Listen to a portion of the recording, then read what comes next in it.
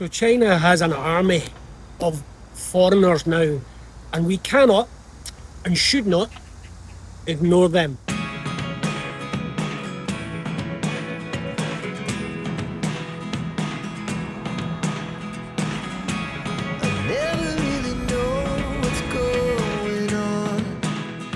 I'm here at the Ming Dynasty Relics Park, and it's the hottest day of the year. And if I'm talking about war, then I've got to say this weather is defeating me. And it takes me back to the first time I arrived in China. It was in 2015, and I landed in a bitter cold Beijing in November. And it had snowed and the temperature had dropped. It was like -14. After a couple of days, the snow had disappeared, cleared by an army of cleaners, and the heating had been turned on. And when the heating gets turned on in Beijing, because I'd arrived just as it got turned on, the air was thick, it was polluted. Again, I'm going back to 2015. There is no doubt about that. There was no doubt that the air was rough back then, and I had to wear a mask. I mean, it's rough now.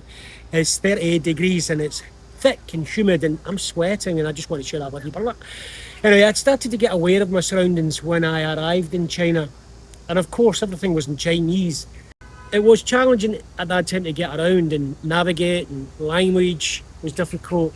Signage was in Chinese, shopping. And for me, it was a big challenge. Although it was a big step forward, it was very stressful.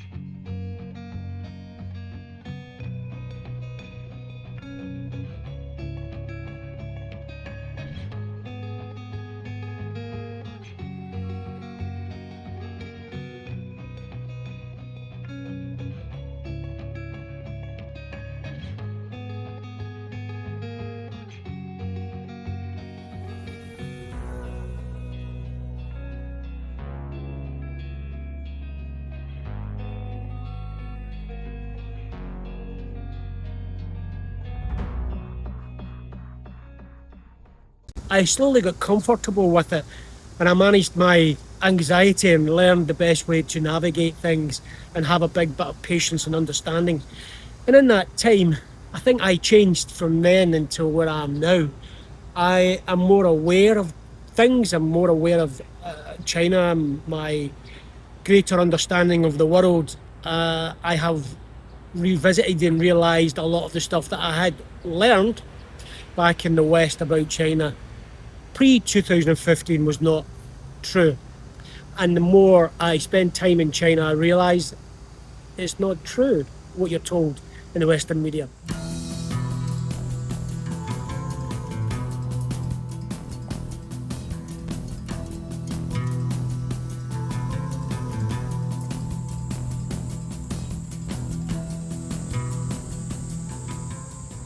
Now, some of the stuff I went through when I first came here, I am seeing that play out with other people that visit and share. They are evolving. I see that. I sometimes say I was an evolving soul when I arrived in China. I was curious and finding out a lot about the world. I became an enlightened individual, and I see that being played out across China, and it's brilliant. What do I mean? I hear you ask when I say it's brilliant. Well, right now, YouTube and social media is awash with foreigners of all nationalities taking advantage of the relaxing of the China visa policies.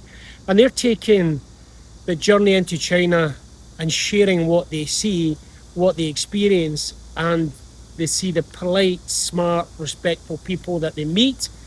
And the new tourists into China discuss openly about the safety, ease of travelling. They talk up the food, the pubs, the nightlife, community spirit, obviously the infrastructure, bullet trains, the hotel standards and so on. Everything is being talked up by this army of foreigners now in China, and they're talking up from a position of surprised naivety, possibly from the used to be ignorant. And again, it reminds me of the first time I visited China. I was very ignorant at that time because the media coverage just doesn't give us the absolute accurate picture of what happens here in China.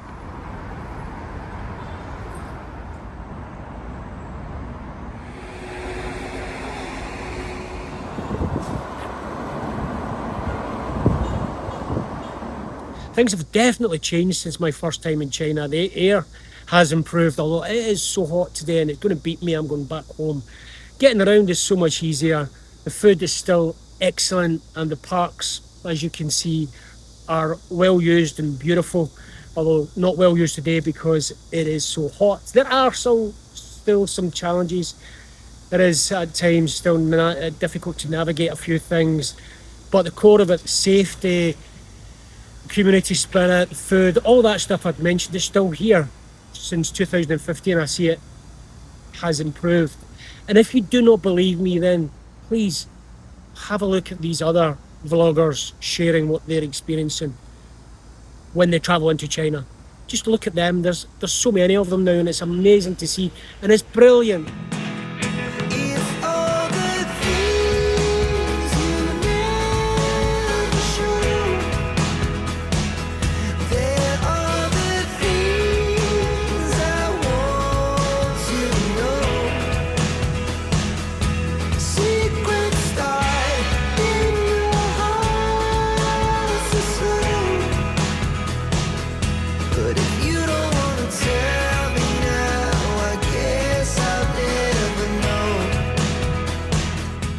So why is it brilliant, I hear you ask me? Because it pushes back against the narrative that's in the media. That narrative, that story, that plot line that is always challenging for conflict, physical or economical conflict with the other countries, and most notably now, it's challenging China. Because China dare grow up and mature. And in the West, every story is cloaked with a mystery of fear. Much of what they report in the Western world always has that element of we must have a bogeyman. In the West, we need a bogeyman so that we can live in fear and cough up the money for war. The news media in the West is riddled through with negativity and fear, particularly about China, which is most likely about deflection of their own problems, and the inaccuracy of reporting is being undermined by all the people that are in China at the moment. China's foreign army of people just reporting and sharing their experiences, reporting from the ground, and they're reporting more accurately than any media outlet. And it is no surprise to me that so many of the old media outlets have lost their viewership, losing millions of money, and many of them actually don't make any profit. They're just there for a function to enforce some of this fear. It's great to see normal people sharing from the ground. Then we do have a real chance of discovering more harmony in the world. And if anything that is driving peace and prevents conflict, then for me, it is brilliant in my book, because then we can all just get along and develop the world for the many and not for that few. Now, that's just a thought for me, or from me, a romantic thought maybe, but it's a good thought. Anyway, this is me, Ian, here, melting, got some shade. If you do not believe what I'm saying, take the time to watch all the other vloggers. I'll probably share some up here with you as I speak. Go look at them. They're telling you about the real China, and just scoot past the other stuff that you read in the media, if you do read the media and watch the news, because most of it is just bogeyman stuff. Anyway, it's me, Ian, here. Take care. Catch you soon. I am melting. I give up. Defeated. Peace out. Catch you soon.